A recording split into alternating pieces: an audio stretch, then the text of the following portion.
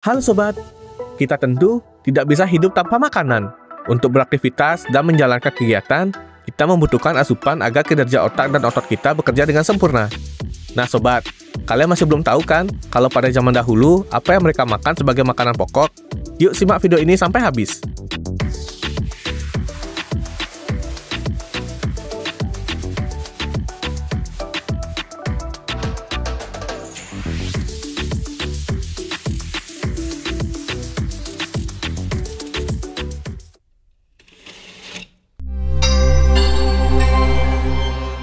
Aneh banget.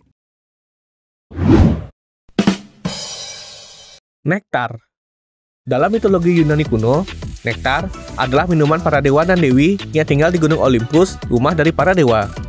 Cerita-cerita tersebut menjelaskan bahwa para dewa Yunani kuno memakan ambrosia dan meminum nektar dengannya sebagai makanan mereka. Nektar para dewa adalah minuman dengan sifat magis. Tidak hanya mampu menyembuhkan manusia dari segala jenis penyakit, tetapi juga memberi mereka karunia untuk menjadi abadi seperti dewa itu sendiri. Artinya, mereka tidak akan pernah mati, tidak seperti manusia lainnya. Ambrosia. Dalam mitologi Yunani kuno, ambrosia kadang-kadang digambarkan sebagai makanan, juga kadang sebagai minuman para dewa-dewi. Seringkali, ambrosia diyakini akan memberi kehidupan yang abadi bagi siapapun yang memakannya. Ambrosia juga dihubungkan secara dekat dengan makanan dewa yang lain, yaitu nektar. Kedua makanan tersebut sebelumnya tidak dibedakan pada awalnya, walaupun dalam syair Homeros, nektar adalah minuman dan ambrosia adalah makanan para dewa. Baik nektar maupun ambrosia itu berbau wangi, dan keduanya dipakai sebagai parfum dalam cerita Odisea. Amrita. Amrita adalah istilah Sanskerta dengan dua terjemahan. Salah satunya adalah keabadian, dan yang lainnya adalah nektar. Dalam bahasa Sanskerta, kata Amrita membawa dua arti yang sangat berbeda dalam kata itu sendiri. Tetapi, orang dapat berargumen bahwa kedua tujuan yang berbeda itu masih saling berhubungan karena keduanya mengacu pada tingkat kesadaran diri yang tinggi. Kesadaran diri untuk diperjuangkan menghubungkan sobat dengan alam semesta. Tingkat kesadaran diri yang tinggi ini dikatakan dapat dicapai melalui latihan dan meditasi. Persik keabadian. Dalam mitologi Tiongkok, persik keabadian dikonsumsi oleh para dewa karena kebajikan mistik mereka menganugerahkan umur panjang pada semua yang memakannya.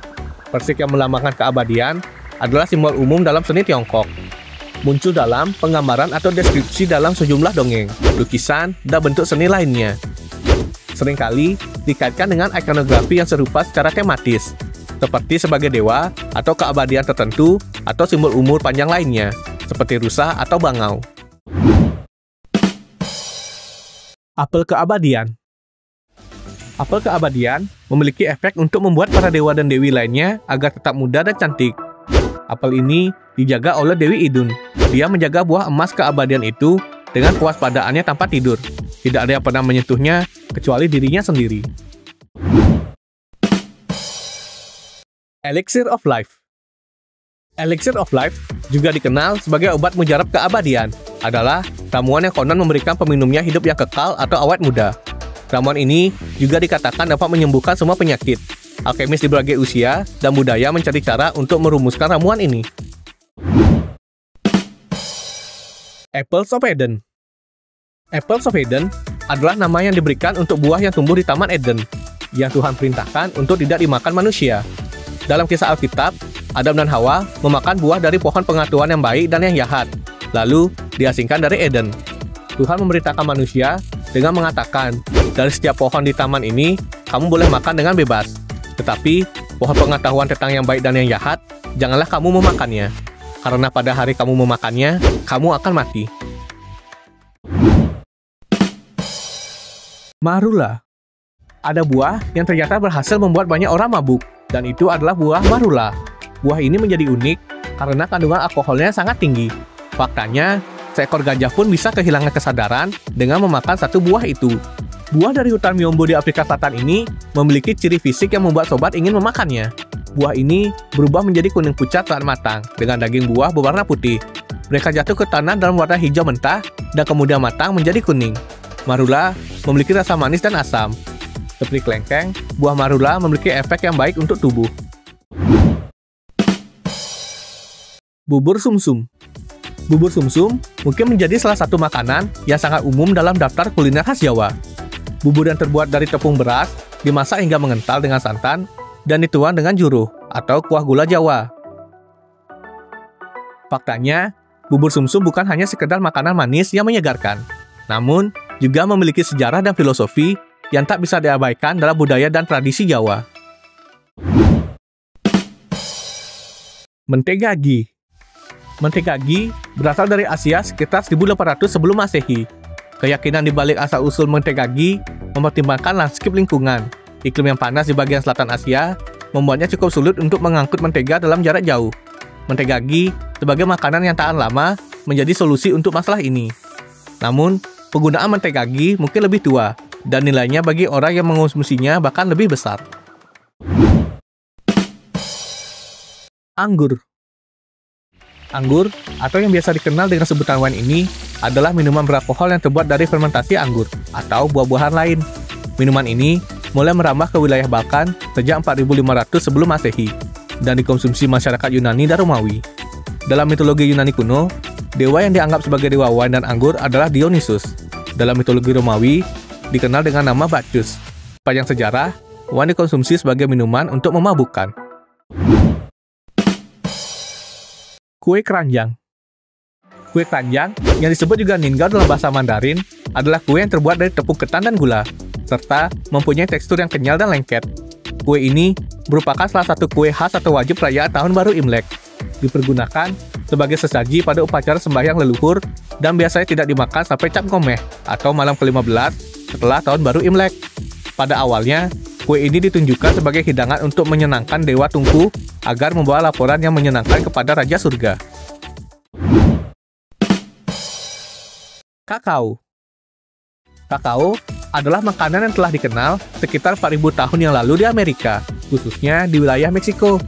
Suku Maya dan Aztec menggunakannya sebagai uang dan dikonsumsi hampir 2.000 tahun sebelum Masehi. Sedangkan suku Kuna di Amerika Tengah masih mengkonsumsi dalam jumlah tinggi, rata-rata 40 cangkir coklat seminggu.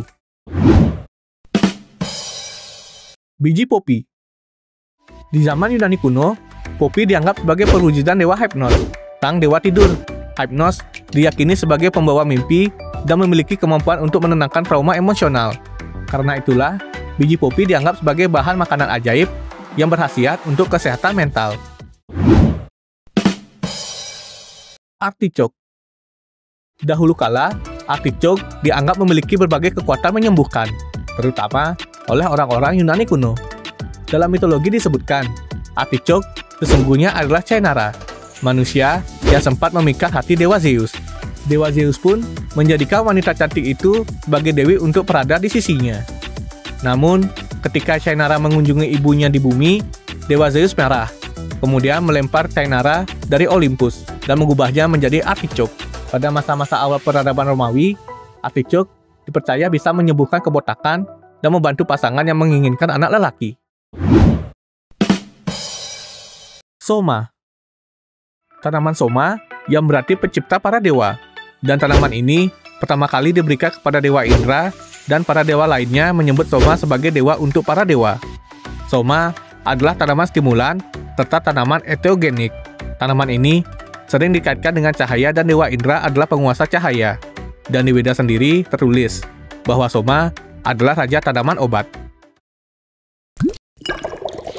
Selain makanan dan minuman di atas, masih ada makanan dan minuman dewa-dewa lainnya. Berikut cuplikannya.